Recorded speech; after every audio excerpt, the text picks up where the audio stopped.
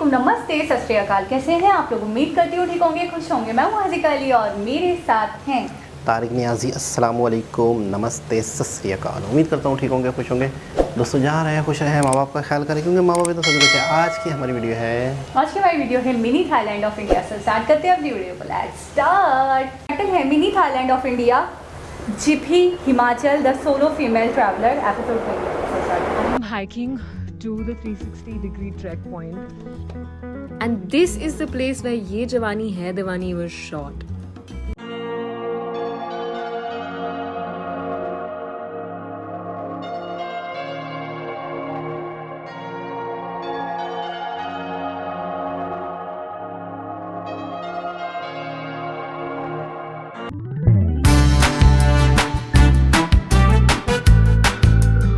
जिभी एक गांव है located in Tirthan valley, Himachal Pradesh, about 100 kilometers from Manali. अगर आपको पुरानी हिमाचली कॉटेजेस, खूबसूरत पहाड़ और घने जंगल पसंद है तो आपको जिभी काफी पसंद आ जाएगी। Commute to Jibi is not the easiest because it's slightly remote. मैं आई थी via Beef, which took me about 5 hours of travel on road. But अगर आप रोडवेज से ट्रैवल करना चाहते हो, the easiest place to board a taxi or a bus is a village called Ott, जो हिमाचल प्रदेश में ही है। The closest railway station for all of you who want to travel by rail is Shimla railway station, and you can also travel via air, which is either through Chandigarh airport or Bhandara airport. Speaking of commute and navigation, यहाँ पे network मिलना आसान नहीं है। Only Jio and Airtel work fine. Vodafone network was dead throughout. Unfortunate for me. The only saving grace here is that homestays here have Wi-Fi, like mine did. So let me introduce you to where I'm staying. I'm staying at this very beautiful property. It's called Whispering Pines by the Tree House in Jibi. अगर आपने Disney के movies देखे हो या story books पढ़े हो when you were young, this looks like a house right out of that book or a movie. You know, it just feels like I could start talking to the chirping birds or playing with the butterflies. Serious Disney character vibes here. Whispering Pines actually एक village में located है called Tandi. ये जिभी से थोड़ा ऊपर है and hence you get to see the wide range of mountains lying right in front of you. Price for one night is 5,999 including breakfast and can accommodate up to 4 people. I know it's a little pricey, but those looking for budget options, there are a few hostels located near Jibi. Anyway, लोग वैसे Jibhi mountains को ताड़ने और relax करने आते हैं, but there's a lot more you can actually do. Okay, so let's talk about the things that you can do in Jibi. Now, a lot of trekking. That is a given, क्योंकि अगर आप किसी जगह पर जाना चाहते हो, you want to go from place A to place B, you have to keep in mind कि trekking होने वाला है, because it's a mountainous area. You have to keep climbing up and climbing down at regular intervals. That being said, आपको organized treks भी मिलेंगे, starting from 1-day treks to 7 days or more. Then there are other popular destinations like Jalori Pass, Mini Thailand, Sarosa Lake और बहुत सारे जगह. Today I will be covering Mini Thailand and Jalori Pass. Of course, I'm trying to keep it a little light because I know that these places involve a lot of hiking, so I'm keeping that in mind. Also, try to get back home before 6 p.m. at least in the mountains, so you avoid moving around in the dark. For now, let's go. There are no scooters to rent easily in Jibi, so hiring cabs or public transport is the only way to commute. I hired a cab to get to my first destination of the day, which is Mini Thailand. जी हूँ अपने पहले destination में, which is Mini Thailand. Mini Thailand is actually on road to the Jalori Pass from where I'm staying. This is a very steep place. I'll show you how it looks like once I start the trek down. But yeah, let's go now.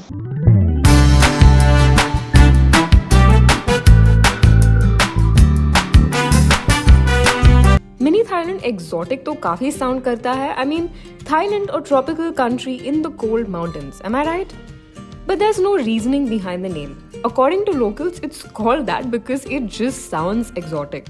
दीदी, mini Thailand कहाँ पर है? आगे कितना time लगेगा? 1 minute. अच्छा आगे ही है. Okay, thanks.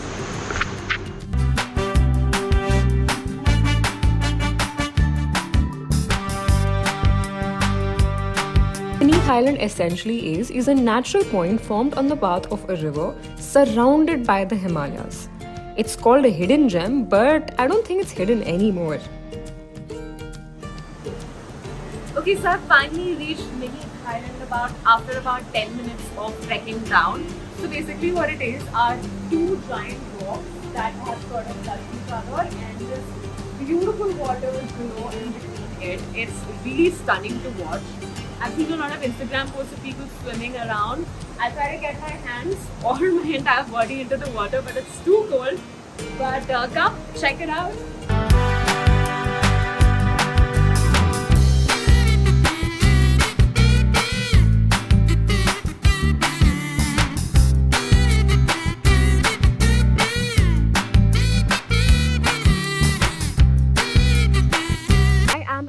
Jalori Pass. This is one of the highest passes in the Himalayan ranges.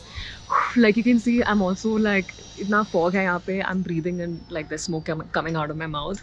So this is about 10,000 plus feet above sea level. It's called the isolated road full of adventures. Because passing through the Jalori Pass is extremely risky. A lot of people have fallen down from here. So you have to be very tactical. Always take a local, when you're going to places like these. But now यहाँ से आप बहुत सारी treks कर सकते हो. There's like a full 1-day trek towards 7-day trek. So depending on your needs, you can pick a trek of your wish accordingly. But now I'm going to walk around and see what it looks like. Also यहाँ पे बहुत ठंड है and dress according to the cold, envisioning the cold in mind. Now let's go check it out.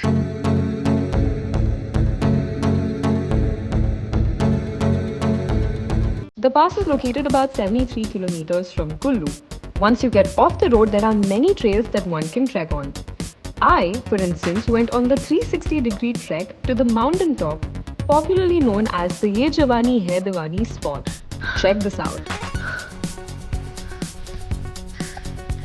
ये मैंने सिर्फ फिल्मों में देखी है.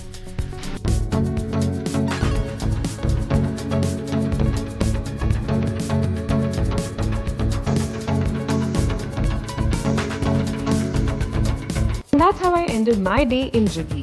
वैसे यहाँ पे एक दिन में काफ़ी कुछ कर तो नहीं सकते, but I covered whatever I could. I soaked in the moments and made so many memories. तो ये रहा मेरा सफ़र जिबी का. Now I'm gonna do a small analysis before we end the video. Cleanliness wise, Jibi is a 10 on 10. I did see plastic bottles and other stuff around, maybe mostly left over by tourists. Accessibility wise, Jibi is a little remote. बहुत चढ़ना पड़ता है and cafes are really far away from each other. Safety wise, it is safe provided you get back home on time. Otherwise, commuting here is a little difficult when it gets dark. Of course, it's more than any other casualty. It's the dark, it's the weather, and it's the animals that I'm afraid of. Will I come back to Jibi? Hell yes. I absolutely love the landscape and the weather. Definitely for a longer time for the next time. Thanks for watching this episode and tuning in on Curly Tales. Until then, this is me, Neha Nanda, signing out. Bye.